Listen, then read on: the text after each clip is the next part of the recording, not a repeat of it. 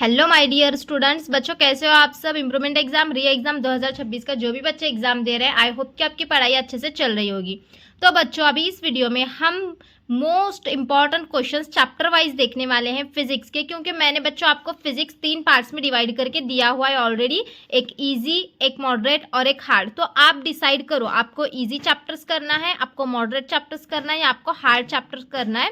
तो बच्चों वो डिसाइड करो। और इस वीडियो में मैं आपको यहाँ पे चैप्टर वाइज पूरे इंपॉर्टेंट क्वेश्चंस दे रही हूँ 1 से लेके 16 तक। तो बच्चों आप डिसाइड करो आपको कौन कौन से चैप्टर्स करना है और उन चैप्टर्स के ये इंपॉर्टेंट क्वेश्चंस करके लो आप। ठीक है बच्चों, तो चलो फिर यहाँ पे हम देखते हैं। सबसे पहले रोटेशनल डायनेमिक्स है।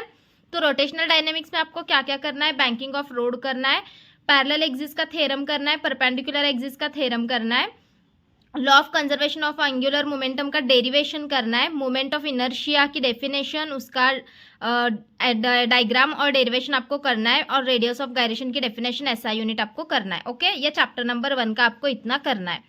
अब बच्चों चैप्टर नंबर 2 में से आपको क्या क्या करना है, देखो मैकेनिकल प्रॉपर्टीज ऑफ फ्लूइड, जो कि चैप्टर नंबर 2 है आपके टेक्स्ट बुक में। तो बच्चों इसमें से आपको करना है relation between surface tension and surface energy, जो कि बहुत ज़्यादा इंपॉर्टेंट क्वेश्चन है। उसके बाद एंगल ऑफ कांटेक्ट और उसके कैरेक्टरिस्टिक्स करना है, एंगल ऑफ कांटेक्ट की डेफिनेशन, उसके कैरेक्टरिस्टिक्स। उसके बाद ये आपका एक्सप्रेशन करना है, जो कि एक सर्कल की ऐसी डायग्राम दी गई है, आप आपकी टेक्स्ट बुक में जाके देख सकते हो, ऐसी डायग्राम है स्पेरिकल सोप बबल की, तो वो वाला करना है आपको, उसको ही लैप्लास लॉ भी बोलते हैं हम।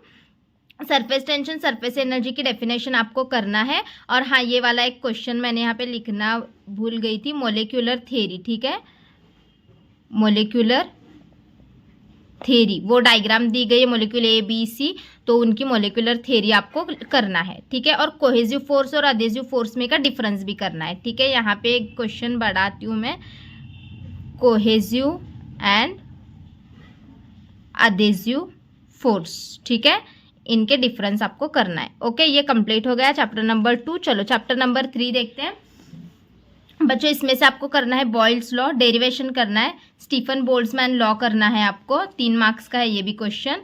उसके बाद देखो यहाँ पे आपको करना है next, RMS velocity of gas molecule directly proportional to square of temperature, ये वाला डेरिवेशन आपको करना है। उसके बाद बच्चों नेक्स्ट यहाँ पे देखो आरएमएस वेलोसिटी के बाद बच्चों आपको मेयर्स रिलेशन करना है, जो कि बहुत इंपॉर्टेंट है 4 मार्क्स के लिए।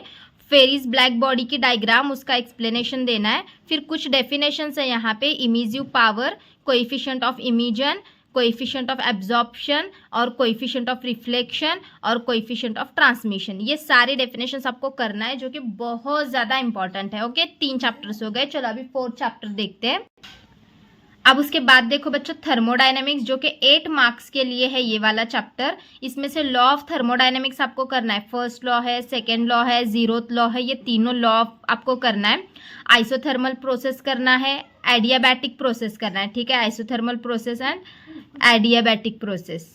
ठीक है, एडियाबैटिक प्रोसेस। ओके, तो यहाँ पे आइसोथर्मल और एडियाबैटिक प्रोसेस आपको करना है। उसके बाद पीवी डायग्राम्स करना है बच्चों। पीवी डायग्राम्स आपको आइसोथर्मल की, एडियाबैटिक की, आइसोकोरिक की, सबके पीवी डायग्राम्स आपको करना है। और रिवर्सिबल और इरिवर्सिबल प्रोसेसेस, उसके डेफिनेशंस, उसके डायग्राम्स आपको करना है। ठीक है, और इसमें एक लास्ट में एक है ना रेफ्रिजरेटर का, आई थिंक कुछ तो है, वो वाला एक आपको करना है क्वेश्चन। ठीक है, चलो उसके बाद नेक्स्ट देखते हैं, आपको दिखाती हूँ यहाँ पे ऑसिलेशन।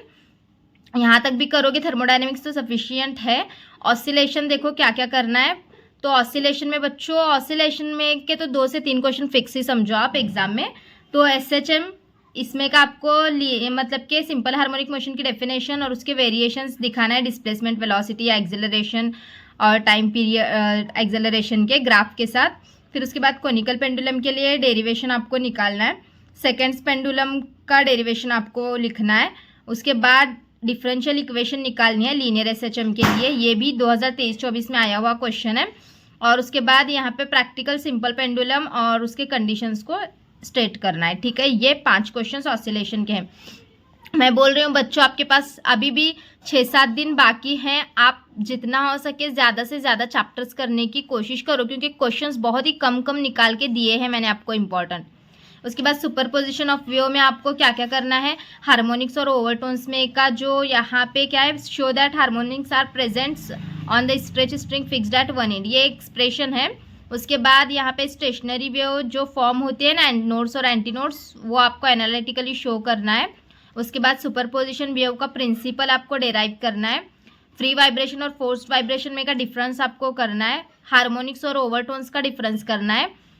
और vibrations in air column in a pipe, ये वाला क्वेश्चन एक करना है। ओपन दो है उसके एक्सप्रेशन, वो दोनों एक्सप्रेशंस आपको करना है। और सोनोमीटर, ये इसकी डेफिनेशन, डायग्राम और इसके एप्लीकेशन करना है। ठीक है, ये चैप्टर नंबर 6 तक हो गया। अभी 7 देखते हैं बच्चों। देखो नेक्स्ट चैप्टर है वेव ऑप्टिक्स। वेव ऑप्टिक्स में से आपको क्या क्या करना है? हाइजीनस वेव थ्योरी करना है। रिफ्लेक्शन एंड रिफ्रैक्शंस के थोड़ा डेफिनेशन, डेरिवेशंस है, थोड़ा वो करना है। उसके बाद Young's double slit experiment 4 marks के लिए इंपॉर्टेंट है, वो करना है।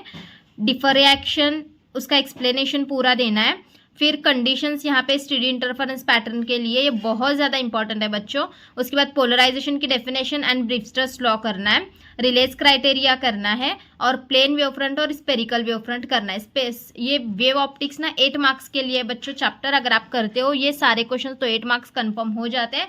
मैं यहाँ पे आपको न्यूमेरिकल नहीं दे रही हूँ। जिन बच्चों को न्यूमेरिकल करना आसान लगता है वो कर सकते हैं आप PYQs न्यूमेरिकल सारे, बट आपके पास उतना टाइम ज़्यादा नहीं है, इसीलिए मैं जो है सिर्फ आपको थियरी और डेरिवेशंस दे रही हूँ। अगर आप डेरिवेशंस करते हो तो न्यूमेरिकल्स भी आपको इजीली सॉल्व हो सकते हैं।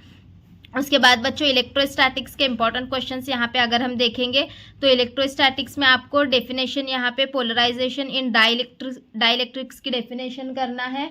उसके बाद बच्चों कैपेसिटेंस ऑफ कैपेसिटर आपको करना है डेफिनेशन। फिर polar and non polar dielectrics की डेफिनेशंस आपको करना है। उसके बाद बच्चों नेक्स्ट क्वेश्चन इसमें से अगर हम देखेंगे कंस्ट्रक्शन एंड वर्किंग करना है वैन दे ग्राफ जनरेटर का। उसके बाद गॉस थ्योरम करना है इलेक्ट्रोस्टैटिक्स में। और एक्सप्रेशंस है जो कि electric field intensity uniform sheet के लिए, और एक्सप्रेशन है energy stored in charge capacitor के लिए। तो ये एक्सप्रेशंस इसमें से करना है। अब चलो बच्चों नेक्स्ट चैप्टर नंबर 9 देखते हैं हम, करंट इलेक्ट्रिसिटी। करंट इलेक्ट्रिसिटी बच्चों ये भी 5 से 6 मार्क्स के लिए चैप्टर है, जिसके अंदर किरचॉफ्स लॉ बहुत ज़्यादा इंपॉर्टेंट है। किरचॉफ्स लॉ बच्चों चैप्टर नंबर 3 KTG में भी है और इसमें भी है। फ़र्क कैसे समझना है? इसके लिए आपको आएगा Kirchhoff's law for current electricity और उसके लिए Kirchhoff's law for heat radiations रहेगा। उसके बाद इसमें से प्रिंसिपल करना है पोटेंशियोमीटर का। डिस्टिंग्विश करना है बच्चों, ये बहुत इंपॉर्टेंट क्वेश्चन है। एम मीटर और वोल्ट मीटर में का डिस्टिंग्विश और पोटेंशियोमीटर और वोल्ट मीटर में का डिस्टिंग्विश करना है। किरचॉफ्स वोल्टेज लॉ अलग है, ये वाला करना है। उसके बाद डेरिवेशंस और यूजेस भी करना है आपको। किस किस के, देखो मैं बताती हूँ डेरिवेशंस और यूजेस किस किस के करना है। मीटर ब्रिज के और वेटस्टोन ब्रिज का करना है आपको। और galvanometer as a voltmeter के लिए आपको डेरिवेशन करना है। उसके बाद व्हाट इज शंट और उसके यूजेस आपको करना है। ये क्वेश्चन 6 आपको इस चैप्टर से करना है। अब चलो चैप्टर नंबर 10 देखेंगे। अब उसके बाद बच्चों चैप्टर नंबर 10 देखते हैं, magnetic field due to electric current. तो इसमें से आपको कंपल्सरी करना है एम्पियर सर्किट लॉ, बहुत इंपॉर्टेंट है। फिर मूविंग कॉइल गैल्वानोमीटर का डेरिवेशन, कंस्ट्रक्शन और वर्किंग करना है साइक्लोट्रॉन की। बायोसरोट लॉ, तो ये बहुत इंपॉर्टेंट क्वेश्चन है। फिर एक्सप्रेशन करना है टॉर्क के लिए, और टोरॉइड रिंग का करना है, और expression for magnetic dipole moment. ये आपको 7 क्वेश्चंस इस चैप्टर से करना है, परफेक्ट। उसके बाद बच्चों चैप्टर नंबर 11 अगर हम देखेंगे यहाँ पे मैग्नेटिक मटेरियल, तो ये भी 5 से 6 मार्क्स का चैप्टर है, जिसके अंदर से आपको मैग्नेटाइजेशन की डेफिनेशन, उसकी SI यूनिट और डायमेंशंस करना है। फिर उसके बाद एक्सप्रेशन करना है ऑर्बिटल मैग्नेटिक मोमेंट का।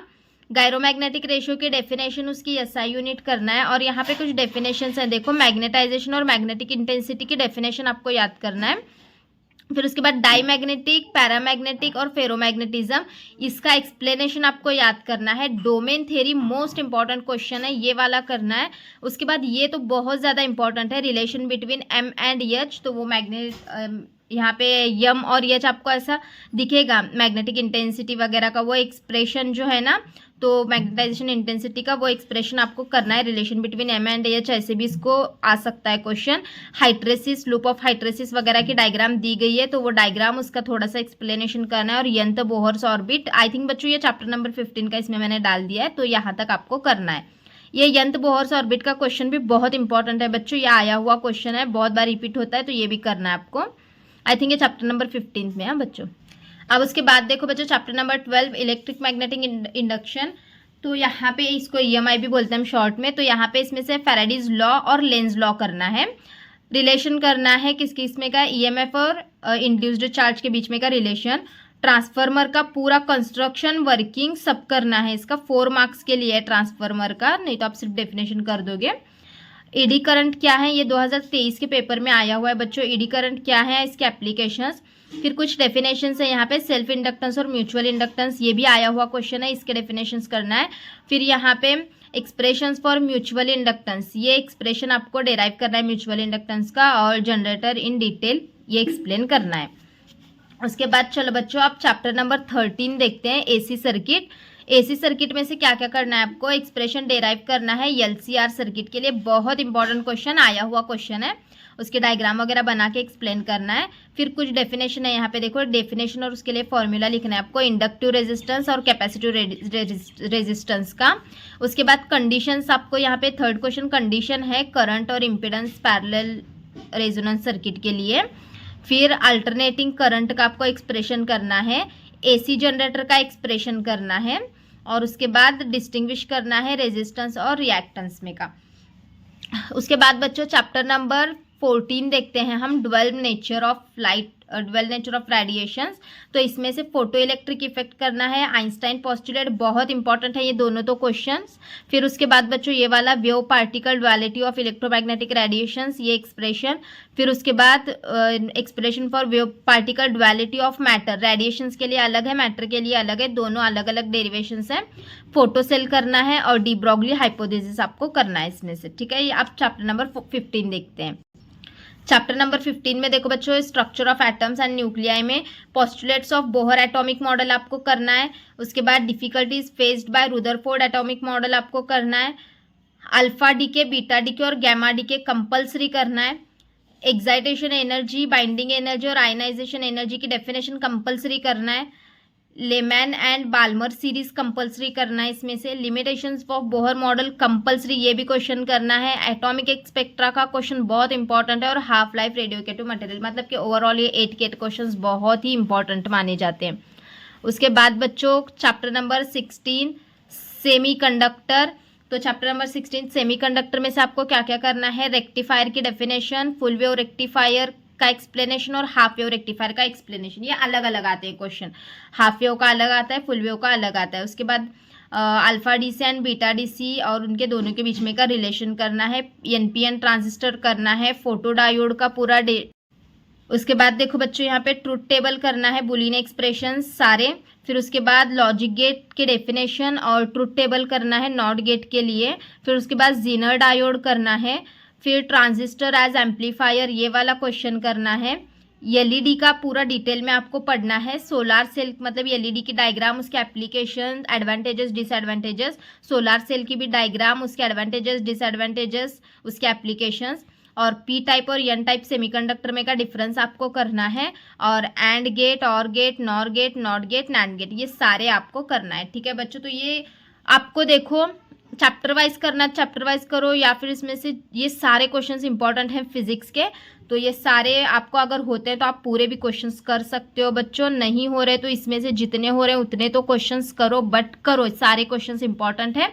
कुछ भी डाउट हो यहाँ पे कमेंट सेक्शन में पूछ सकते हो। अगर नेक्स्ट केमिस्ट्री के लिए ऐसा ही चैप्टर वाइज चाहिए बच्चों तो कमेंट में केमिस्ट्री करके लिखो, मैं केमिस्ट्री पे भी वीडियो बना दूंगी। तो चलो बच्चों फिर मिलते हैं नेक्स्ट वीडियो में, बाय बाय।